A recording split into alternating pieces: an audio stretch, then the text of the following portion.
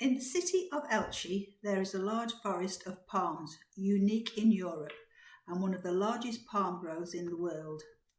When entering Elche, it doesn't look like a city, but a huge woodland. Elche has more palm trees than people. There are estimated to be between 200 to 300,000 of these trees, distributed across hundreds of orchards. It began in the 5th century BC, when the first date palms of Elche were planted in the town of Alicante by the Carthaginians. Move forward 300 years, and the Romans constructed a dam on the Vinalopó riverbed in the mountains north of Elche. Aqueducts then channeled the dam water down to the palms. In the 10th century, the city was moved 7 kilometres to its present location by the Caliphate of Cordoba. Here they extended the irrigation system centred around the Vinalopó River. Faced with scarce rainfall, irregular river flow and blackish water, they planted more palm groves.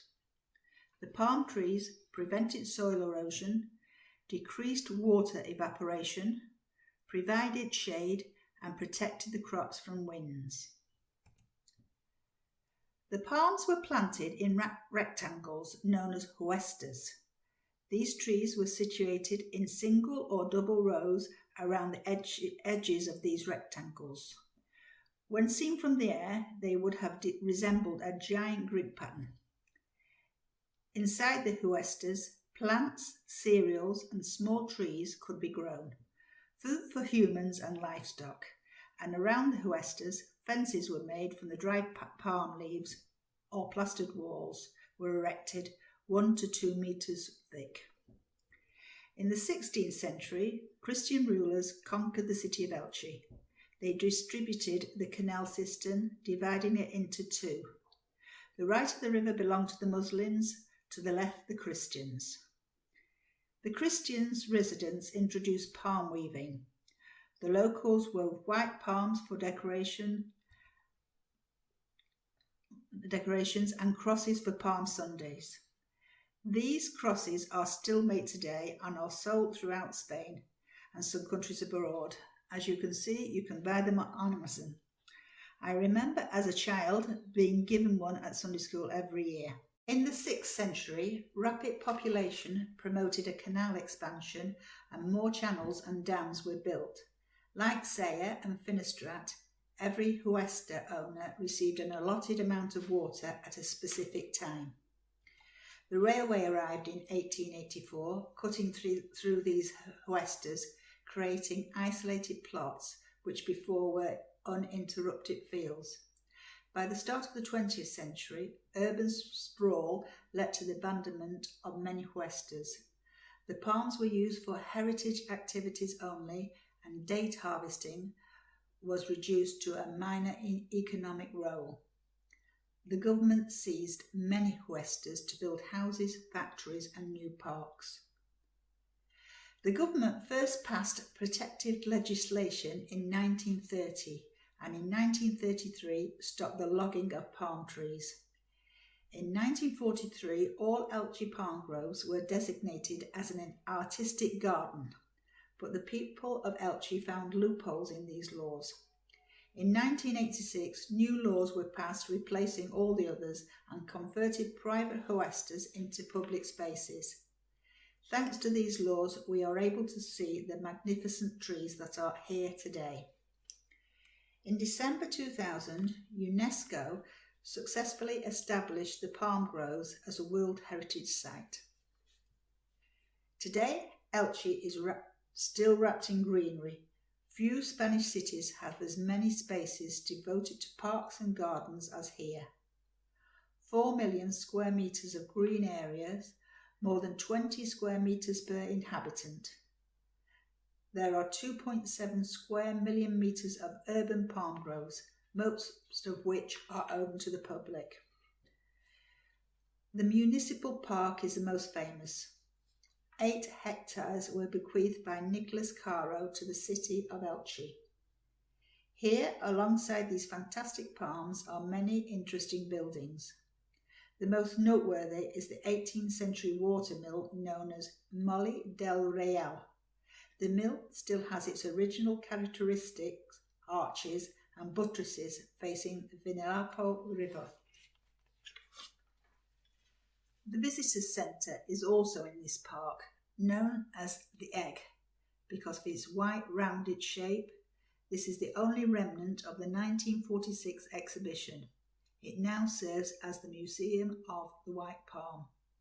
In these gardens you can find La Rotunda, the outdoor amphitheatre, a pigeon loft in Valenciana design, and a huge concert area called Hort d'Ibeet. Another garden worth visiting is the Huerto del Cura, a private garden but open to the public all year round. Here is the famous imperial palm, with its trunk divided into 7 branches.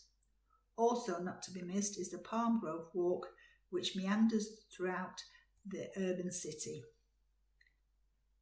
But Elche isn't the only notable forest in our area. 2 hours' drive north of Valencia city, on the Montsea Plains, lies Mar de Olivas, or Sea of Olives. Here, close to the mouth of the river Ebro, olive groves stretch as far as the eye can see.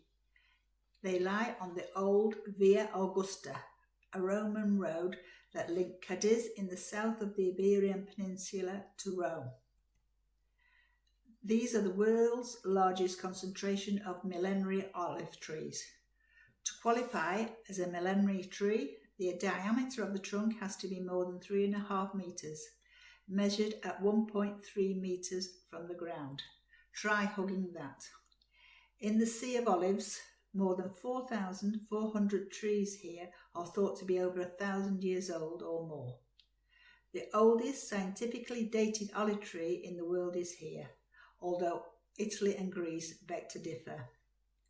Fargo di la Arion, who is 1,702 years old. Therefore, this means it was planted under the Roman Emperor Constantine, who ruled over Spain, Gaul and Britain. This was when we thought the world was flat, before gunpowder and even before Brexit. The reason there are so many ancient trees here is because this region has been underdeveloped until recent times and the trees have been preserved. These trees still produce oil, but they are not money makers. They produce less olives, and because they cannot be shaken with a machine, the olives have to be picked by hand. That's why, until recent years, these old-timers were felled for firewood and replaced by higher yielding varieties. In 2006, Valencia province banned the practice of tearing up these trees with a girth of more than 6 metres, but unfortunately it is still legal in Catalonia. Garden centres around the world can demand high prices for these trees, and in the past 2 decades, dozens of companies have sprung up across Spain selling them. When they are sold, they are still alive, but instead of living another 1,000 years as they should, they only live another 50 to 100 years. But the millenary tree produces olive oil with a distinctive taste. One Arabic sheikh offered €500 a bottle to own all the oil from one of his ancient trees. The farmer refused, selling only to locals and oil enthusiasts. The oil is sold for approximately €18 locally, €14 in Barcelona and €90 in China. Closer to home are the magnificent fig trees of Alicante. Throughout the city there are numerous parks and squares where these trees protect us from the summer sun. The trees are known as Ficus macrophylla. The common name is Australian fig. Ficus is the old name for fig tree, and macrophylla means large leaf. These evergreen trees can reach a height of 50 metres. The trunk is thick with a smooth greyish bark, and old trees have aerial roots to support their branches. Of all the many gardens and squares in Alicante, the most impressive is the Canaleos Walk. Situated on the seafront to the east of the city centre, the trees are tall and huge, they stop the sunlight. The walk was designed by the municipal architect Jose Gonzalez in 1886. It is a dirt park with separate expanses of trees and shrubs with a central corridor through the trees. There are 6 fincas macrophylla and 11 fincas natida. Several of these trees are protected due to the dimensions of their trunk perimeter and crown diameter. The park also boasts a pair of dogs sculptured in the 18th century from marble, and also from the same time the fountain of the child flute player. Alicante City has created a walk where you can ramble through all these fascinating trees in 12 of its plazas and pasillos. It is 3,000 metres long and will take 1.5 hours. An hour's walk from Alfast LP, you find the Foia Brels Garofa, meaning good friend in Valenciano, a monumental carob tree. The carob tree has many benefits. It fruits its entire life. It can regenerate after burning. That is why they are found on the edges of Spanish villages. The nectar of the flower feeds the bees, and its huge foliage is shelter from the wind. Most importantly, it survives an incredible drought, and its wood is ideal for heating. The Foia Brel was a very significant tree in the post-war period, as it produced a large quantity of food during the famine. The older population of Alfast has a great attachment for this tree and have annual walks from the village to visit it. They are saying that if the war comes again, they will all get inside it. But with the influx of foreign residents, I think that might be hard. The Garrafo Foia Brel is between 850 to 900 years old, older than Spain itself. Unfortunately, due to COVID, the Tourist Information Centre was closed and the notice board had been vandalised, so I couldn't obtain any additional information. However, although it is fenced off, it is still worth visiting this beautiful tree in the woods.